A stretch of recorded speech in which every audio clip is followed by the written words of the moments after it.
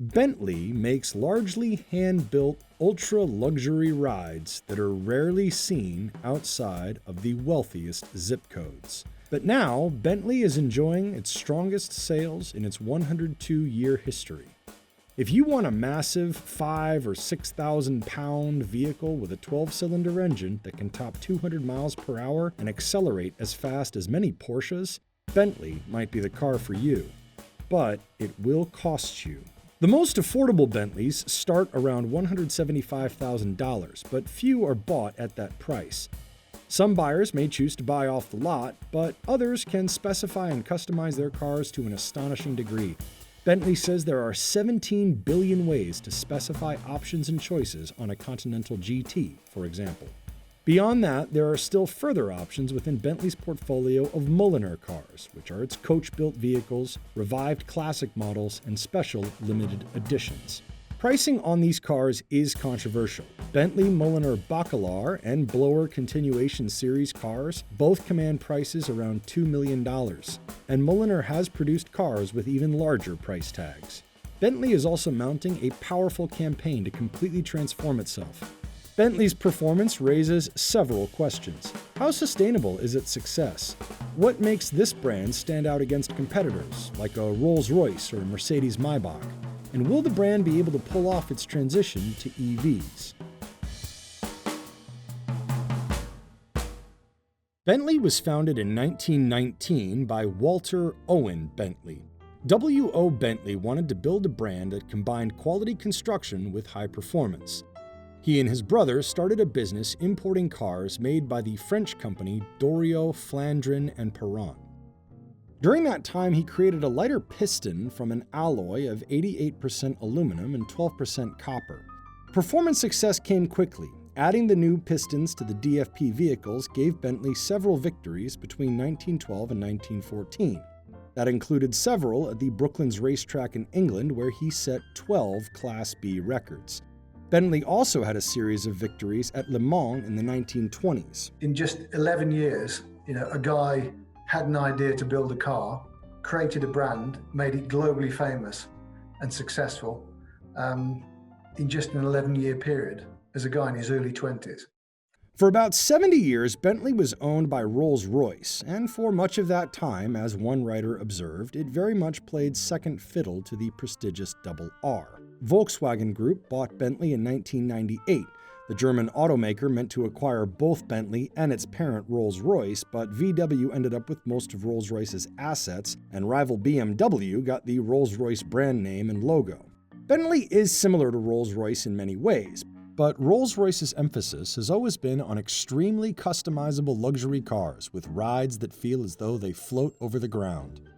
Rolls-Royce does also tend to start at a higher price point. And while Bentley certainly does offer luxury and customization, it places much more emphasis on high performance alongside luxury. Bentley has benefited from being under the aegis of the Volkswagen Group. The arrangement allows Bentley to share resources with others in the group, and it gives them access to capital markets. It is also quite unique in the Volkswagen Group in terms of what it offers, so it helps VW cover another corner of the market without competing too much with any other brand VW operates.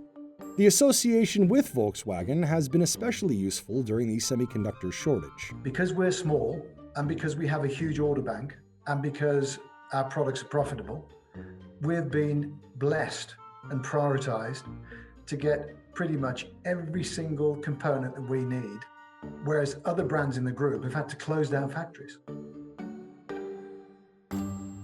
As of 2020, the company only has 3 basic model ranges: the Continental, the Flying Spur, and the Bentayga.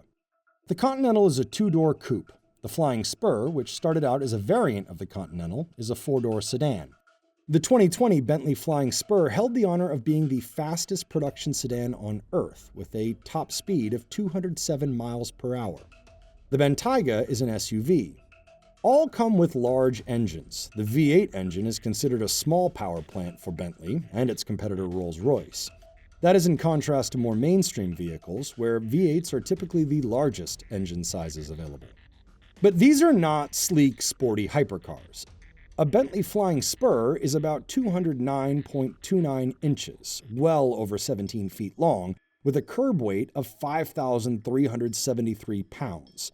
The Porsche 911 Carrera, a classic small sports car, is about 2.5 feet shorter and 2,000 pounds lighter. So in this category, it's really Rolls-Royce, Ferrari, Lamborghini, Aston Martin, and Mercedes-Maybach.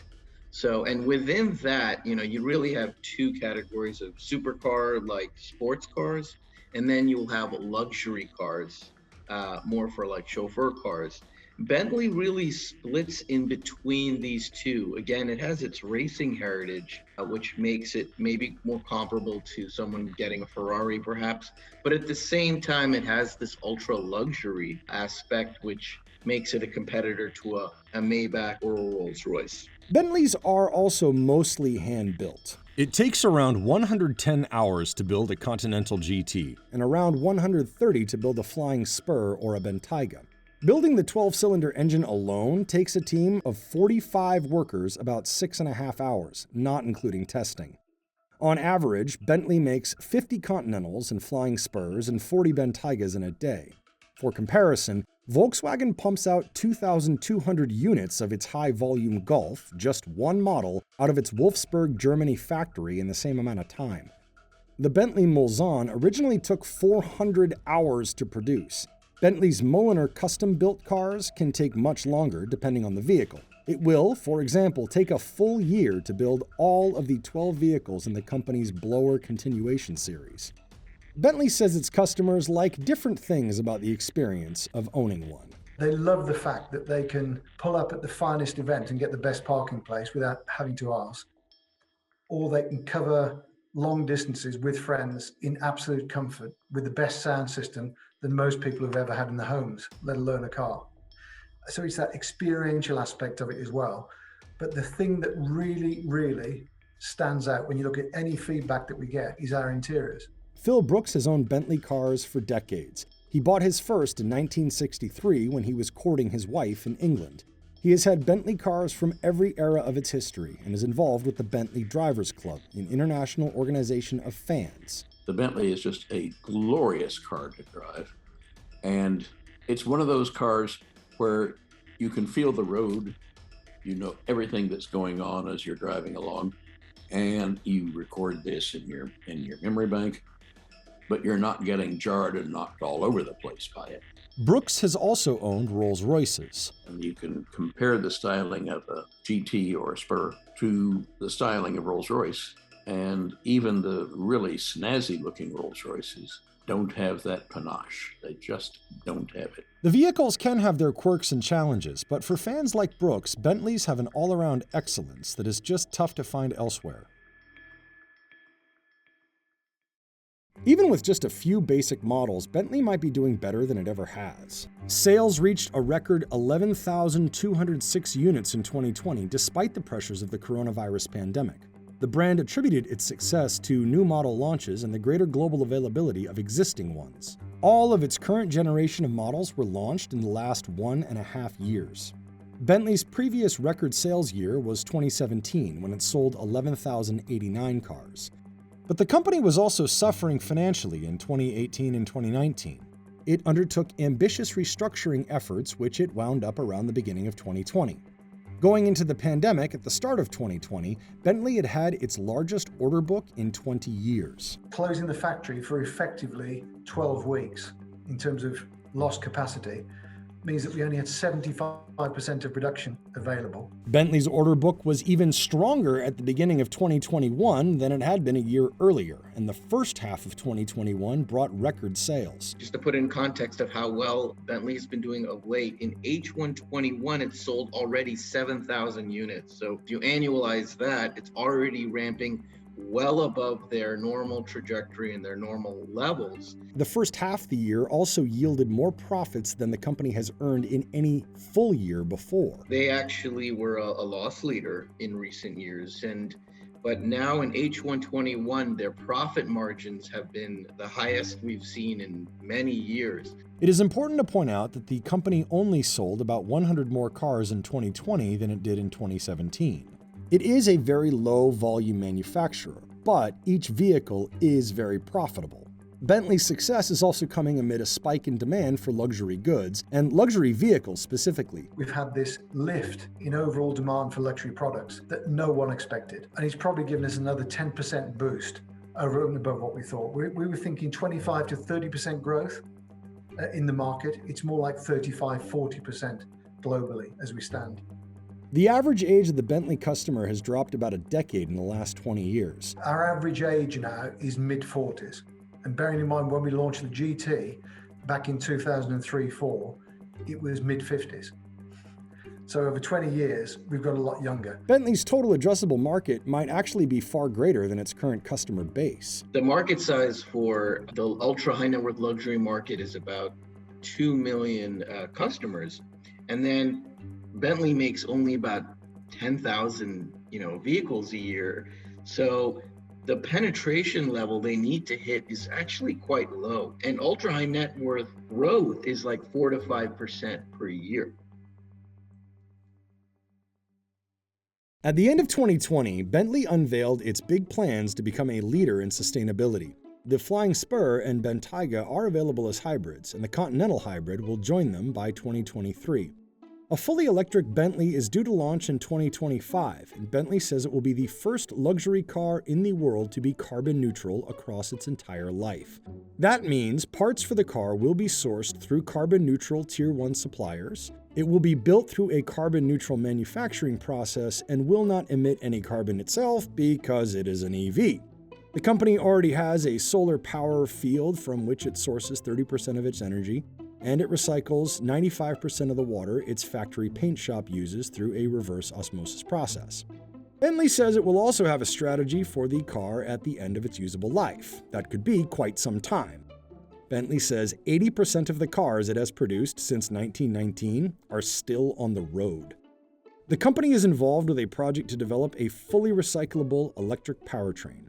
Its entire range will be either hybrid or electric by 2026 and fully electric by 2030. Its factory in Crewe, England has been carbon neutral since 2019. Bentley says it was the first of Britain's high-end automakers to have a carbon neutral factory in the UK. Some in the automotive industry think the move cannot come fast enough and say Bentley and other high-end vehicle manufacturers might be a bit behind the rest of the auto market in electrification. Bentley management said this themselves in interviews as far back as 2018.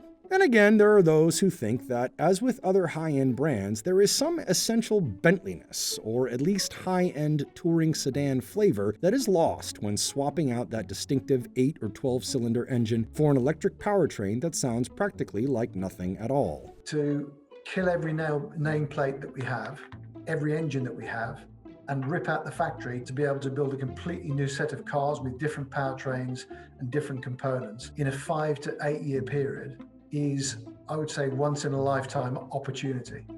It's also one of the biggest challenges we face. The company says at least 55% of current Bentley customers and potential buyers would want an electric Bentley within the next 5 years. When we started looking at our sustainability credentials and the future of luxury, actually, bigger than Bentley, we could see either an existential threat to luxury consumption, or we could be role models for sustainability. And by neutralizing any negatives about consuming luxury products, automotive in particular, we can create a unique selling proposition.